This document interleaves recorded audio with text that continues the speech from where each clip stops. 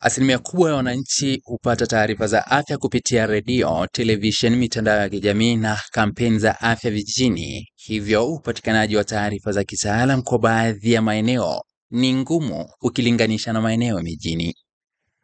Hali hii imefanya baadhi ya wananchi kutokuwa na uelewa kuhusu dalili za ugonjwa wa moyo. Pamoja na kwamba hii leo ni siku ya moyo duniani, uelewa huu bado ni chini kwa wananchi vijijini. Ugonjwa wa moyo umezidi sana, watu wanakufa kwa ajili ya moyo. Tunataka tumwambie Mama Samia atuletee dawa ya moyo. Samani hana homa mengi, watu wanapatikana tu malaria tu, wakuuma siku moja, wakutapika nyongo, tena ibishe homa mwilini. Ila wakati ukiona kitu ndivyo tena unastuka. Sasa tunasipesha. Tunaomba tu ili watupe dawa. Kwa upande wa mijini tukataka kujua uelewa wananchi kuhusu ugonjwa huu.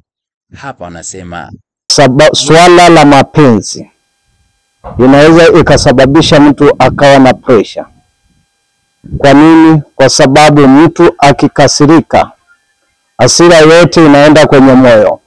Atutangazie na sisi kupitia njia ambayo hata na sisi kwamba tujue kitu ambaye anatusababishia ugonjwa kama hiyo.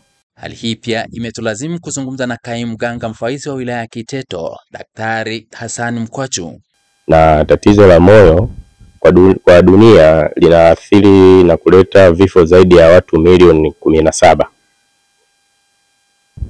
Na kwa Tanzania ni zaidi ya 13% tunapata vifo, na vinaathiri zaidi kwa watu wenye umri wa miaka 24 mpaka miaka 65. Na wengi wanaopata matatizo ya moyo kilinganisha kwa jinsia ni wanaume. Na sababu ambazo zinapelekea matatizo ya moyo sana sana ni maisha yetu tunayoishi haya, ulaji wa vyakula.